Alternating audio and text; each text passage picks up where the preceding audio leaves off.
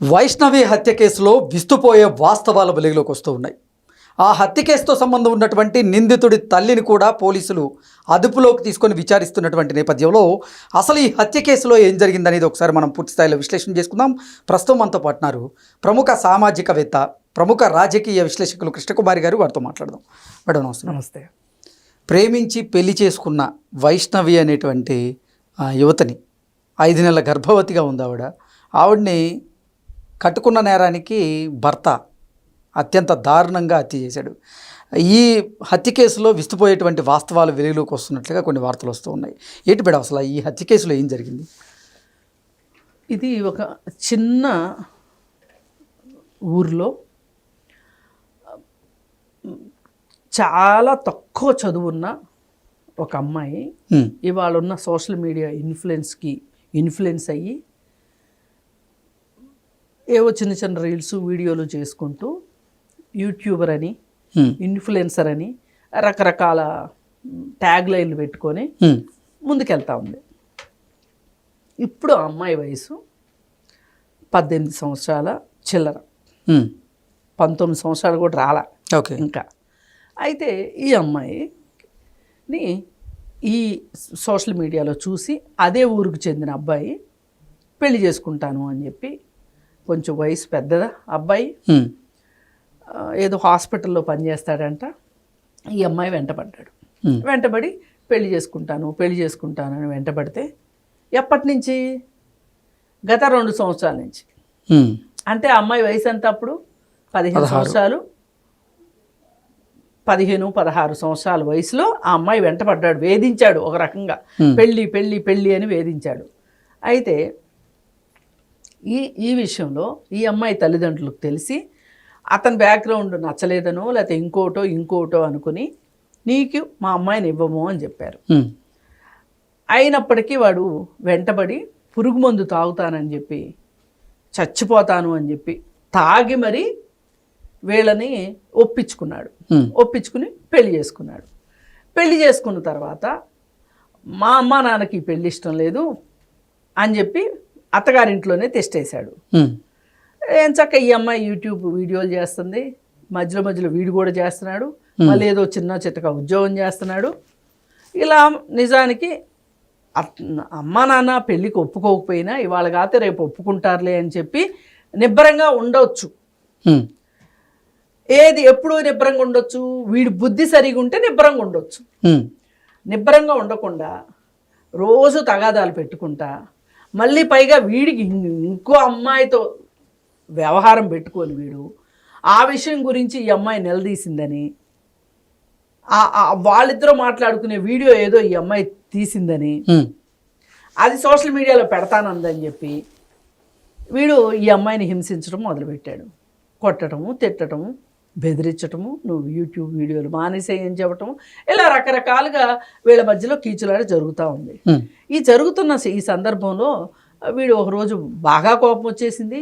అసలే మామూలుగా అసలే కోతి వీడు బుద్ధి తెలుస్తుంది కదా, వీడి మెంటల్ మేకప్ నేను చచ్చిపోతా అని బ్లాక్మెయిల్ చేసే మనస్తత్వంతో నేను చంపేస్తా అనేసరికి చంపుతాడంట్లే, అబ్బో నేనంటే ఎంత ప్రేమ, నన్ను ఎట్లా చంపుతాడులే అనుకుంది ఆ అమ్మాయి. శుభ్రంగా కత్తి పెట్టి పొడిచాడు. పైగా తలుపు తీసుంటే ఏమన్నా తల్లిదండ్రులు చూసే అవకాశం ఉండి హాస్పిటల్కి తీసుకెళ్తే బతకగలిగిన పరిస్థితి ఉంటే కూడా వీడు తలుపు గొళ్ళెం పెట్టి వెళ్ళిపోయాడు.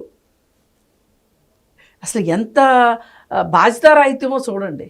వెళ్ళిపోయి తర్వాత పొద్దున్నే లేచి తల్లిదండ్రి చూసి ఆ అమ్మాయిని చూసి తలుపు గొళ్ళెం తీసి, ఏంటి గొళ్ళెం పెట్టి ఉందని చెప్పి గొళ్ళెం తీసి లోపల చూస్తే రక్తపు మడుగులో అమ్మాయి చచ్చిపడి ఉంది. ఇది కథ. అసలు దీంట్లో మనం గట్టిగా అసలు ఈ కేసుని ఒక రకంగా మూలాల్లోకి వెళ్ళి ఆలోచిస్తే అసలు 15 సంవత్సరాలు 16 సంవత్సరాల వయసు అమ్మాయి ఈ సోషల్ మీడియాలోకి రావటము, చదువు సంచులు గాలికి వదిలేసి రీల్స్ చేయడము, అలాగే ఇన్స్టాగ్రాము, ఫేస్బుక్లు ఇవన్నీ చేయటము, వీటిల్లో ఈ అమ్మాయి మునిగి తేలటము, ఈ నలుగురికి ఈ అమ్మాయి ఎలాగో తెలుస్తుంది కాబట్టి ఇలాగే తెలియక్కర్లేదు, పోకిరీలకి ఎలా అయినా తెలుస్తారు, అమ్మాయి జాడ ఉంటే తెలియకుండా ఉండదు కదా.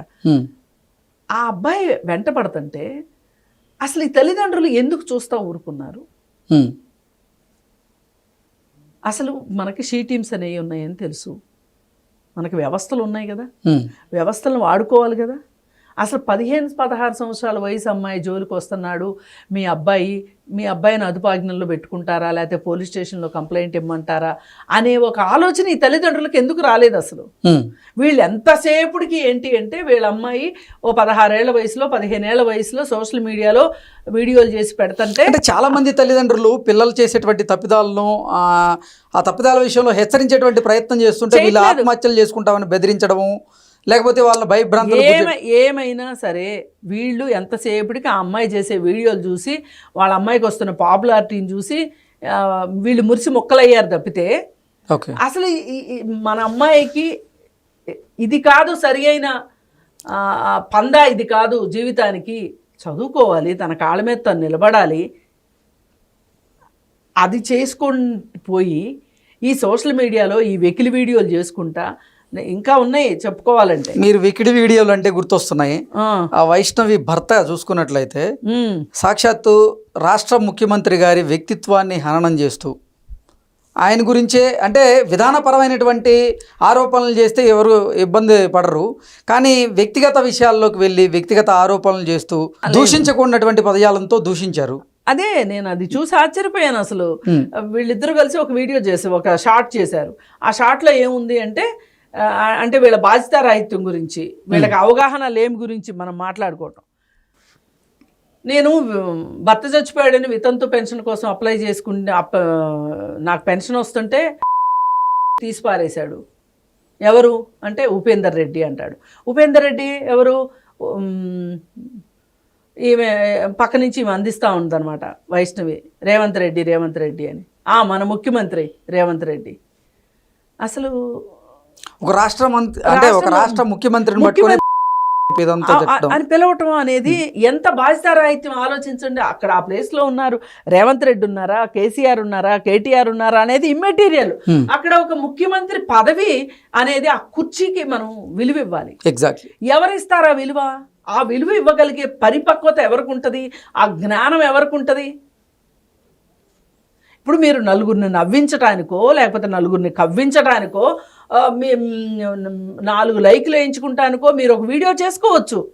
కానీ ఆ వీడియో ఏదో ఒక హాస్యంగానో లేకపోతే వ్యంగ్యంగానో ఏదో ఉండాలి తప్పితే ఈ విధంగా చేయడం అనేది ఈ రాష్ట్రం మొత్తానికి ముఖ్యమంత్రి అంటే అందరికంటే మనందరికీ పెద్దవాడు. పోస్టు నేను మాట్లాడేది వ్యక్తి కాదు, అక్కడ ఉన్నది ఎవరు అనేది కాదు, ఆ పోస్టు. దాన్ని గౌరవించాలా అక్కర్లేదా? అసలు అనే మాట ఏంటి అసలు? అంటే ఇష్టారీతిన బూతుల్ని మన భాషలో చొప్పించేస్తున్నారు. ఈ తెలియని వయసులో మనకు అవకాశం వచ్చింది కదా, వీడియోలు చేసే అవకాశం వచ్చింది కదా, మనము సోషల్ మీడియాలో మనల్ని యూట్యూబర్స్ అంటున్నారు కదా, ఇన్ఫ్లుయెన్సర్స్ అంటున్నారు కదా అని. ఏం ఇన్ఫ్లుయెన్స్ చేశారు చెప్పండి? వీళ్ళ వీడియోలు మొత్తం బయటికి తీసి చూస్తే ఏం ఇన్ఫ్లుయెన్స్ చేశారు? వీళ్ళిద్దరికి అసలు కనీసం ఈమెకి చదువు సంధ్య లేదు, ఆయనకేమో వాడేమో హంతకుడు, బుద్ధి జ్ఞానం లేదు. ఈ ఇద్దరు కలిసి ఇవాళ అమ్మాయి అంటే చనిపోయింది పాపం. ఏదైనా యూట్యూబ్లో వీడియోలు చేసినా చేయకపోయినా మామూలుగా అయితే ఒక వ్యక్తిగా అమ్మాయికి బతికే హక్కు ఉంది. ఆ జీవించే హక్కుని హరించాడు కదా వీళ్ళిద్దరూ కలిసి ఈ విధంగా ఇంత బాధ్యతారహితంగా వీడియోలు చేయటం. ఇంకా చాలా ఉన్నాయి ఇట్లాంటి వీడియోలు. అంటే నేను ఇదంతా ఎందుకు చెప్తున్నానంటే అసలు వీళ్ళకి జీవితం అంటే ఏంటి? అసలు జీవితం నేనేం చెయ్యాలి? నా లక్ష్యం ఏంటి? నేనేం తెలుసుకోవాలి? ఓకే, నేను దేని మీద కాన్సన్ట్రేట్ చేయాలి? ఇప్పుడు నువ్వు రాజకీయాల గురించి విమర్శించు తప్పులేదు, విధానపరంగా నువ్వు మాట్లాడు తప్పులేదు, కానీ ఆ విధానాల గురించి తెలుసుకుని మాట్లాడాలి. మీకు ఏం తెలుసు అసలు?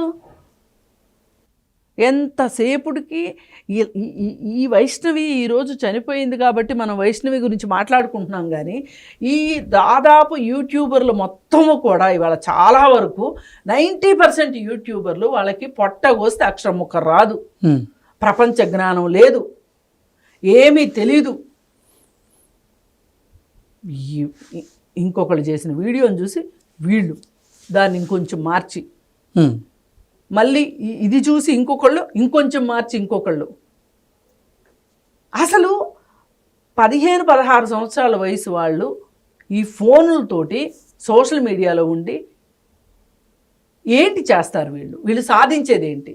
అందుకే నాకు అనిపిస్తుంది 14 సంవత్సరాలు కాదు నిర్బంధ విద్యా విధానం, 18 సంవత్సరాల వరకు పెట్టాలేమో అనిపిస్తుంది. 18 సంవత్సరాల వరకు ఖచ్చితంగా చదువుకోవాల్సిందే. ఇప్పుడు ఏపీలో సోషల్ మీడియా మీద ఆంక్షలు 16 సంవత్సరాలకి ఆంక్షలు తీసుకుని వచ్చారు సోషల్ మీడియాలో. ఈ చెత్తా చెదారం, ఈ రీల్స్, ఈ షార్ట్స్, ఇవి చూసి పిల్లలు చెడిపోతున్నారని. పిల్లలు ఏం నేర్చుకుంటున్నారంటే బూతులు నేర్చుకుంటున్నారు, పైగా పెద్దలు ఎదిరించి మాట్లాడడం నేర్చుకుంటున్నారు. చిన్న చిన్న పిల్లలు బూతులు మాట్లాడుతున్నారు, చిన్న చిన్న పిల్లలు తల్లిదండ్రుల్ని ఎద్దేవా చేస్తా మాట్లాడుతున్నారు, నీకేం తెలుసు అని మాట్లాడుతున్నారు. ఇవన్నీ ఈ షార్ట్స్ చూసే నేర్చుకుంటున్నారు. అసలు మొన్న ఒక సైకియాట్రిస్ట్ ఇచ్చారండి స్టేట్మెంటు, అది చదివితే మనకు గుండె పగిలిపోతుంది. ఏంటంటే అసలు ఈ షార్ట్స్ ఇట్లాంటివి కానీ పిల్లలు చూడటం నేర్చుకుంటే వాళ్ళకి అసలు ఏకాగ్రత రాదంట. ఇప్పుడు ఏం చేస్తారంటే ఒక షార్ట్ చూస్తారు, అయిపోద్ది, వెంటనే ఇట్లా అంటారు, ఇంకో షార్ట్ వస్తుంది, మళ్ళీ ఇట్లా అంటారు, ఇంకో షార్ట్ వస్తుంది. ఇంక వీళ్ళకి ఏకాగ్రత ఎక్కడి నుంచి వస్తుంది? పైగా ఈ షార్ట్స్ తీసేవాళ్ళు ఏమైనా జ్ఞానం ఉన్నోళ్ళ? ఇప్పుడు 15-16 సంవత్సరాల అమ్మాయి గురించి మాట్లాడుకుంటున్నాం మనం. ఈ అమ్మాయికి ఏం తెలుసండి? వీళ్ళు ఏం నేర్పిస్తారు పక్క వాళ్ళకి? ఇప్పుడు మనం ఒకటి చూసాము అంటే వినోదం అన్నా రావాలి, విజ్ఞానం అన్నా రావాలి. సరే, ఏది ఏమైనప్పటికీ ఆ అమ్మాయి జీవితం ఇలా అర్ధంతరంగా ముగిసిపోవటానికి ఒక రకంగా ఆ అమ్మాయి ఎంచుకున్న అది వృత్తి అనండి, కాలక్షేపం అనండి, ఏదన్నా అవనివ్వండి, ఈ సోషల్ మీడియా ఒకటి ఇవాళ వాళ్ళ అమ్మ నాన్న అలో పొలోమని ఏడుస్తున్నారు. ఈ ఏడ్చేదేదో ఆ రోజున వీడు వెంటబడిన రోజున, వీడు నేను చస్తాను బతుకుతానని బెదిరించిన రోజున పోలీస్ స్టేషన్కి వెళ్ళుంటే ఈ పెళ్లి జరిగి ఉండేది కాదు. ఎగ్జాక్ట్లీ. ఈ పెళ్లి జరగకపోతే ఈ అమ్మాయి చచ్చిపోయేది కాదు. అందుకే తల్లిదండ్రులు కూడా వాళ్ళ పిల్లల భవిష్యత్తుకి ఎట్లా ఆటంకాలుగా మారుతున్నారు. పైగా అతను అటువైపు ఆ అబ్బాయి తల్లి కూడా నాకు ఆ అమ్మాయి వద్దు, నాకు ఆ కోడలు వద్దు, ఆ కోడలు చచ్చిపోవాలి, ఆ కోడల్ని చంపేస్తాను అని మాట్లాడింది అవతల వైపు. ఆ వీడియోలు కూడా బయటకు వచ్చినాయి, అందుకే ఆమెను కూడా అరెస్ట్ చేశారు. ఏది ఏమైనప్పటికీ ఇవాళ మనం చూసుకుంటే డబ్బులున్న వాళ్ళ డబ్బులు లేని వాళ్ళ అనేది పక్కన పెట్టి ప్రతి వాళ్ళు కూడా చదువు మీద కాన్సన్ట్రేట్ చేసి, అది వృత్తి విద్య లేకపోతే సాంకేతిక విద్య లేకపోతే ఏదో ఒక విద్యలో వాళ్ళు ఒకరిపైన ఆధారపడే పని లేకుండా వాళ్ళ కాళ్ళ మీద వాళ్ళు నిలబడేలాగా చదువుకోవాలని కోరుకుంటున్నా. అంతేగాని ఈ సోషల్ మీడియా ఇది ఒక గాలి బుడగ లాంటిది. ఏ రోజు లైక్లు వస్తాయో, ఏ రోజు లైకులు రావో, ఏ రోజు వీడియో ముందుకెళ్తుందో, ఏ రోజు వెళదో తెలియదు. ఇట్లాంటి దాన్ని నమ్ముకొని జీవితాలని వృధా చేసుకోవద్దు అని చెప్పి నేను యువత మరీ ముఖ్యంగా, ఆ పైగా పెళ్ళి అనే ఒక పెద్ద నిర్ణయం కొన్ని 18 సంవత్సరాలు వచ్చిన తెల్లారే పెళ్లి చేసేసేసుకుని నిండిన దానికంటే కూడా ఇట్లా నేను చస్తాను అని బెదిరించేవాడు జీవితంలో ఇంకెప్పుడైనా కూడా అలా చేస్తాడు. ఇట్లాంటి వాళ్ళకి దూరంగా ఉండాలి ఆడపిల్లలని నేను కోరుకుంటాను. Okay madam, thank you so much. Thank you.